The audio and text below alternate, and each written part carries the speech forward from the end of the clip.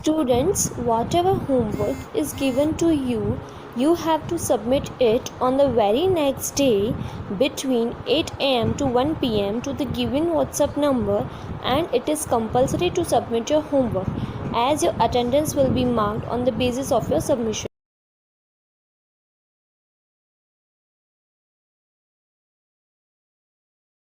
Okay students, now let us understand question D.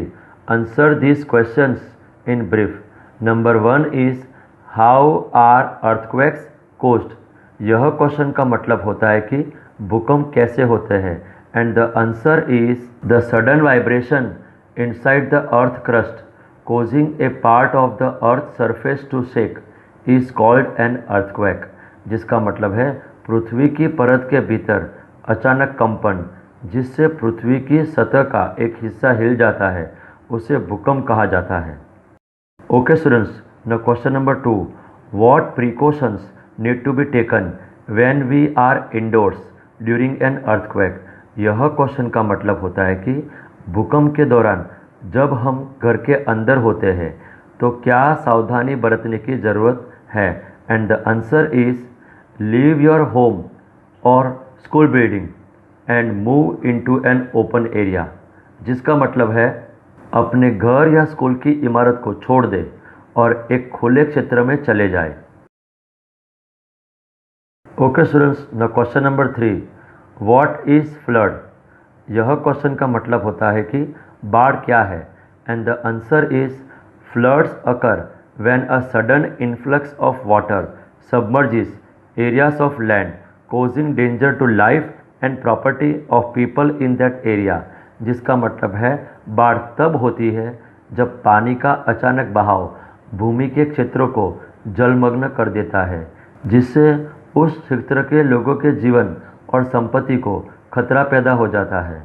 The most common type of flood occurs when a river overflows it's bank and the water spreads on the surrounding land, जिसका मतलब है सबसे आम प्रकार की बाढ़ तब होती है जब एक नदी अपने किनारों पर बह जाती है और पानी आसपास की भूमि पर फैल जाता है.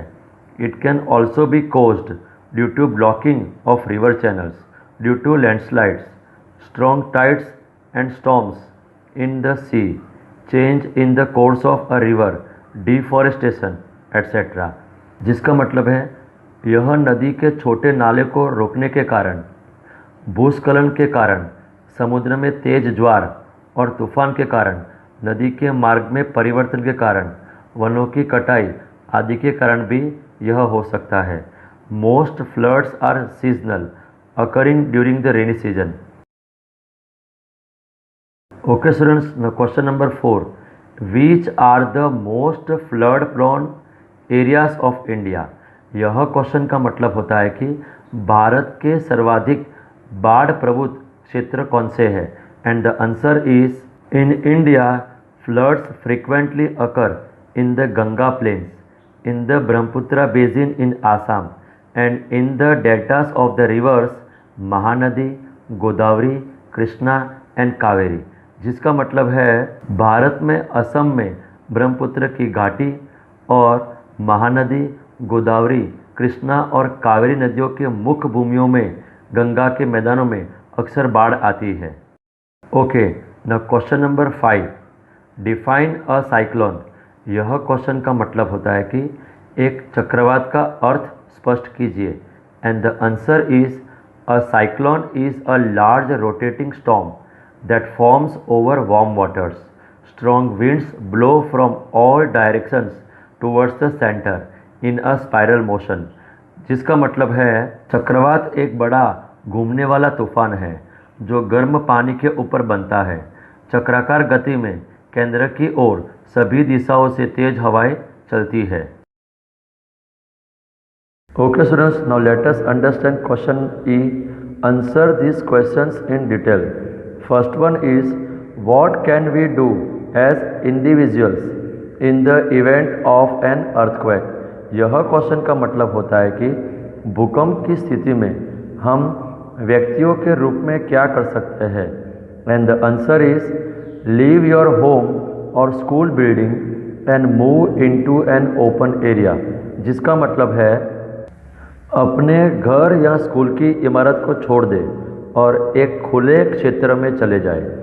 After an earthquake one must first check for any injuries that others might have received, provide first aid to the injured, move out in the open area and prepare for an aftershock, avoid broken wires and check for gas leaks, जिसका मतलब है भूकंप के बाद किसी को पहले किसी भी चोट के लिए जांच करनी चाहिए जो अन्य को प्राप्त हो सकती है, घायलों को प्राथमिक उपचार प्रदान करें, खुले क्षेत्र में बाहर जाए और बड़े भूकंप के बाद आने वाले छोटे भूकंप के झटके की तैयारी करें, टूटे तारों से बचें और गैस लीक की जांच करें। Question number 2, how can we cope with cyclones. यह क्वेश्चन का मतलब होता है कि हम चक्रवात का सामना कैसे कर सकते हैं। And the answer is to cope with such disasters the following steps should be followed, जिसका मतलब होता है कि ऐसी दुर्घटनाओं से निपटने के लिए निम्नलिखित कदमों का पालन किया जाना चाहिए। Among them the first one is keep track of the latest weather information through radio and television and act accordingly, जिसका मतलब है कि रेडियो और टेलीविज़न के माध्यम से मौसम की नवीनतम जानकारी पर नज़र रखें और उसके अनुसार कार्य करें। Next one is move to a stronger building in case it is a hut or a semi पक्का हाउस, जिसका मतलब है मजबूत इमारत में स्थानांतरित करें यदि यह एक झोपड़ी या अर्ध पक्का घर है। Next one is keep an emergency kit ready and pack food items in a waterproof bag, जिसका मतलब है एक आपातकालीन साधन तैयार रखें और खाद्य पदार्थों को वाटरप्रूफ बैग में रखें। And the last one is after the cyclone one should be careful about gas leaks, fallen electric wires and damaged or weaken structures that might collapse, जिसका मतलब है चक्रवात के बाद किसी को गैस लीक, गिरे हुए बिजली के तारों और क्षतिग्रस्त या कमज़ोर निर्माणों के बारे में सावधान रहना चाहिए जो गिर सकते हैं। Question number 3, how can we cope with fire related disasters. यह क्वेश्चन का मतलब होता है कि हम आग से संबंधित दुर्घटनाओं का सामना कैसे कर सकते हैं। And the answer is to cope with such disasters the following steps should be followed, जिसका मतलब है ऐसी दुर्घटनाओं से निपटने के लिए निम्नलिखित कदमों का पालन किया जाना चाहिए। Among them the first one is fire extinguishers should be kept in homes and buildings, जिसका मतलब है आग बुझाने का यंत्र घरों और इमारतों में रखा जाना चाहिए। Next one is basic training on how to extinguish fires of different origins. There are different methods to extinguish a fire caused by a gas leak and an electrical fire should be provided, जिसका मतलब है विभिन्न स्रोतों की आग को कैसे बुझाया जाए। इस पर बुनियादी प्रशिक्षण गैस रिसाव और बिजली की आग के कारण लगी आग को बुझाने के लिए अलग अलग तरीके हैं, उन्हें प्रदान किया जाना चाहिए। Next one is evacuate the building immediately if it catches fire. Remember not to use elevators during fires. Use the stairs instead, जिसका मतलब है आग लगने पर इमारत को तुरंत खाली करें। याद रखें कि आग के दौरान लिफ्ट का उपयोग ना करें, इसके बजाय सीढ़ियों का उपयोग करें। Next one is remember never to throw water on fire, जिसका मतलब है याद रखें कभी भी आग पर पानी ना फेंकें। Next one is If the clothes you are wearing catches fire, roll over on the ground to extinguish the fire, जिसका मतलब है यदि आपके पहने हुए कपड़े में आग लगती है तो आग बुझाने के लिए जमीन पर लेटकर गोल गोल घूमें। And the last one is call the fire services department immediately in case any fire breaks out in the building, जिसका मतलब है इमारत में आग लगने की स्थिति में तुरंत अग्निशमन सेवा विभाग को फ़ोन करें। Question number 4, what was the impact of the Chernobyl nuclear disaster on the environment. यह क्वेश्चन का मतलब होता है कि चेरनोबिल परमाणु दुर्घटना का पर्यावरण पर क्या असर पड़ा।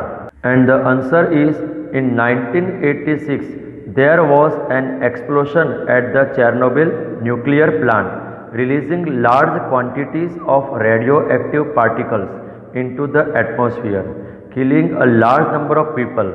About 30 people died immediately within the plant and more afterwards. जिसका मतलब है 1986 में चेरनोबिल परमाणु प्लांट में एक विस्फोट हुआ जिससे बड़ी मात्रा में रेडियो एक्टिव कणें वातावरण में फैल गई, जिससे बड़ी संख्या में लोग मारे गए। लगभग 30 लोग प्लांट के भीतर तुरंत मर गए और ज़्यादा बाद में। More than 20,000 people had to be relocated and over 500,000 people suffered the long term effects of radiation through disease like cancer which is currently still being investigated. जिसका मतलब है 20,000 से अधिक लोगों को स्थानांतरित होना पड़ा और 5 लाख से अधिक लोगों ने कैंसर जैसी बीमारियों के माध्यम से विकिरण की लंबे समय तक असरों का सामना किया, जिसकी वर्तमान में जांच की जा रही है। Question number 5, what are chemical disasters, what are the precautions taken against it. यह क्वेश्चन का मतलब होता है कि रासायनिक दुर्घटनाएं क्या है, इसके खिलाफ क्या सावधानियां बरती जाती है। And the answer is the accidental release of one or more hazardous और toxic substances which could harm human health or the environment is called a chemical accident. जिसका मतलब है एक या अधिक खतरनाक या जहरीले पदार्थों का आकस्मिक निकलना जो मानव स्वास्थ्य या पर्यावरण को नुकसान पहुंचा सकती है, उसे एक रासायनिक दुर्घटना कहा जाता है। Chemical accidents could occur due to fires, explosions, leakages और रिलीजेस ऑफ टॉक्सिक और हैजार्डस मटेरियल्स फ्रॉम फैक्ट्रीज और इंडस्ट्रीज। जिसका मतलब है रासायनिक दुर्घटनाएं फैक्ट्रियों या उद्योगों की जहरीली या खतरनाक सामग्रियों की आग, विस्फोट, रिसाव या मुक्त होने की वजह से हो सकती है। Okay students, now precautions preventing chemical industries from operating in populated areas. जिसका मतलब है रासायनिक उद्योगों को आबादी वाले क्षेत्रों में संचालित होने से रोकना।